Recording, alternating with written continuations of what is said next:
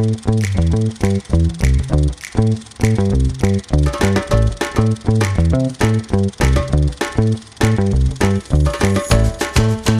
everybody, and welcome to another episode of Kev's Movie Corner. I am Kev, and this week we are talking about The Godfather Part 2.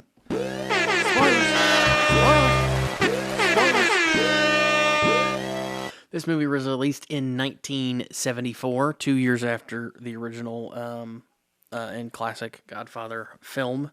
It's also a little longer. It's about 30 minutes longer, with a runtime of 3 hours and 22 minutes. So this movie, a little snippet from IMDb. The early life and career of Vito Corleone in the 1920s New York City is portrayed while his son Michael expands and tightens his grip on the family crime syndicate. So this movie was, there's a lot of kind of similarities to the original. I thought, it seemed to me. The first thing you see in the movie is a murder at a funeral, which is in the early 1900s. I think it's like 1901. And the murder is at the funeral of Vito Corleone, which, if you've seen the original Godfather, is the Don played by Marlon Brando. He's the patriarch of the family, and this movie kind of shows how he became that, how he got his role in that spot.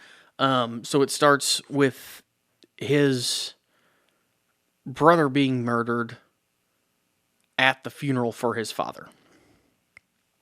And his mom goes to beg for him to be spared by the Don in Sicily. We're in Italy at the start of this movie. The Don says no, because he's just going to come back and seek revenge and try to kill me. So he orders the little kid to be killed, Vito to be killed. And he runs away, and they eventually, he ends up in New York City. So most of the cast from the original, or a lot of the cast from the original, is back in this film. You have Al Pacino playing Michael Corleone, the son of Vito. You have Robert Duvall playing Tom, his right-hand man. You have Diane Keaton playing his wife, who is also his wife in the first film. Same woman plays his mother. Same guy plays his brother. The big difference is, of course, Vito. Since we're doing flashbacks, you're not going to have Marlon Brando, who is an older person in the original movie. We're doing flashbacks to his childhood, so you only see a little bit of him as a young child in this. The rest is all played by Robert De Niro as Vito Corleone in New York, trying to make his way and just trying to just kind of live in New York City after both of his parents are killed, and he's there all by himself. So you see kind of snippets of that throughout the film, and that it kind of comes and goes. Like, you see different parts of his life where, like, he has his kids, and he kind of turns to crime, and then he slowly becomes like what he was in the first movie, like a young version of himself, a young mafia leader of the Corleone family.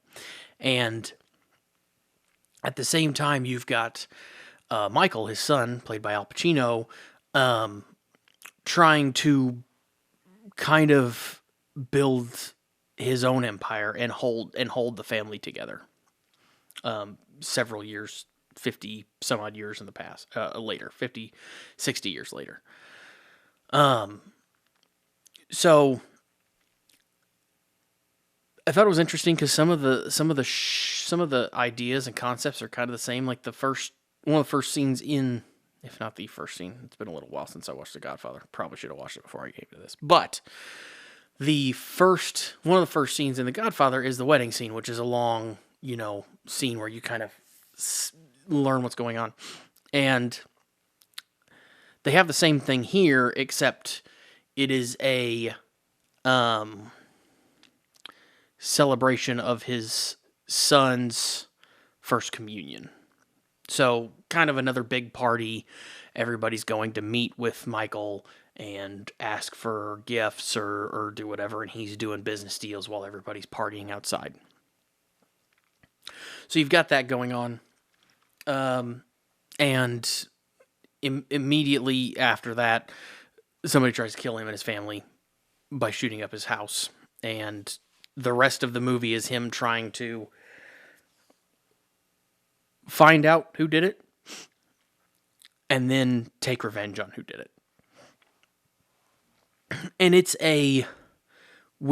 kind of a crazy web of like people that he knows, that he still suspects that have done something to him, but he's still trying to build the business. So right now he's playing them to get what he wants, and then he's going to, and then he maybe tries to do something to them later. He's just kind of playing with people to try to get what he wants. And it's an interesting trail kind of that he goes down. He goes down a very, it's already a dark path. It's a mob family. But even at one point, his wife, talks about, how he said they were going to get out of crime. They were going to become a legitimate family. That's what he had promised her. And she's like, well, you said it would be done in 2 years, and that was 7 years ago. And the whole, he's like, well, I'm trying, once this deal's done, we'll be fine. He's trying to become basically one of the major owners of the hotels in Nevada, in Las Vegas. And he's dealing with people. He ends up finding out in the later that his brother was one of the people who kind of helped with the hit on him. So he learns this. He kind of shuns his brother. Craziness ensues. They end up he ends up trying to work with somebody in Cuba who believes that, the lack of government in Cuba, or the authoritarian government in Cuba is helpful to business. So they're trying to do business in Cuba and do that, and Michael's not sure about it because of the rebels that are trying to rise up. And there's just this whole back and forth where he's not getting along with people. They're not getting along with him. And eventually, kind of out of nowhere, actually, I thought this was a weird part, but it was interesting. I thought it was out of nowhere. He's on like a Senate trial at the U.S. Senate, where they're trying to not really convict him, but charge him with fraud and racketeering and things like that. So that whole thing happens in the middle, which I thought was kind of odd. I guess not in the middle. That's kind of towards the end. That's a short little thing that happens. And then his wife ends up leaving him. So he loses her. She tries to take the kids. He won't let her. He ends up trying to... At the end of the movie, he ends up killing all of his foes. So his brother, one of his other family members in New York, who was a friend of his father's, who worked with his father back in the early days, and the guy in Cuba that's trying to take over Cuba. He ends up having all of them killed. And it's just and then he seems kind of alone. Like, he doesn't have a brother anymore. He doesn't have a wife anymore. His sister's around, but he just kind of...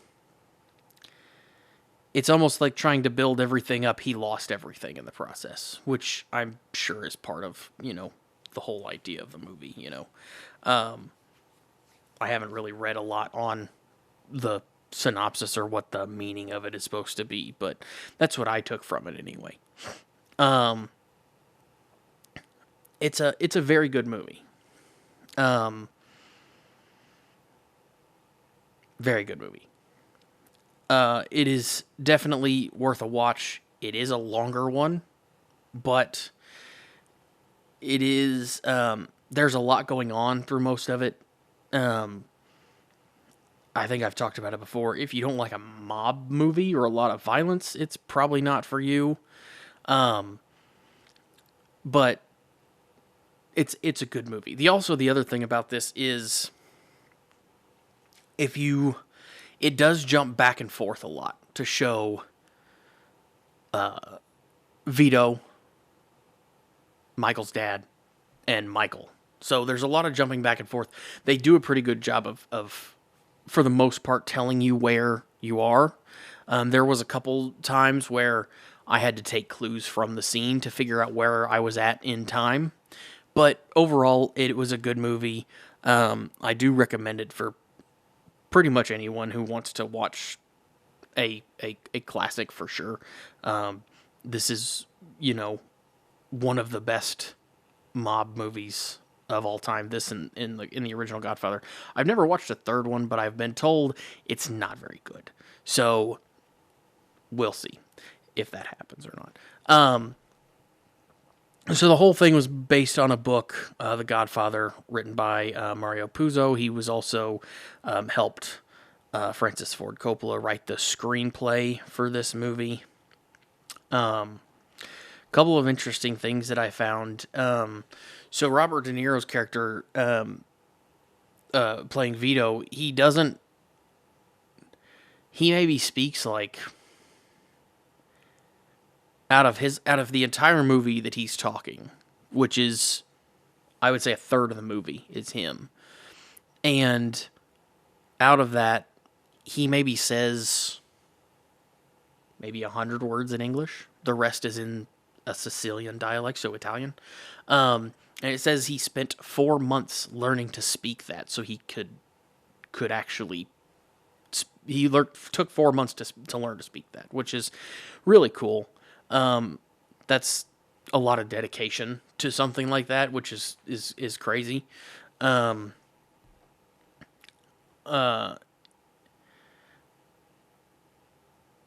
is this was it was nominated for 11 Academy Awards, including being the first sequel to win Best Picture. So I thought it was the only one, but apparently it was just the first sequel to win Best Picture. And it won 6 of those Oscars, including Best Director, Best Supporting Actor, and Best Adapted Screenplay, along with the Best Picture. So it's really good. Like, I enjoyed it a lot. I did, like I said, think that there was a lot of parts that almost seemed like they were shooting the first one again, just with his son. But I thought it was interesting to see, like, the sprinkled in parts of how the Godfather, Vito, became what he was, and showing his life before and what happened. So that was interesting. And again, I recommend this for just about everyone. I think it's got like a, what is it? It's got a 96% on Rotten Tomatoes and a 9 out of 10 on IMDb, which compared to the original, it's got a 9.2 out of 10 and a 97. So they're right at each other's, level, which you don't find a lot with sequels. And that's,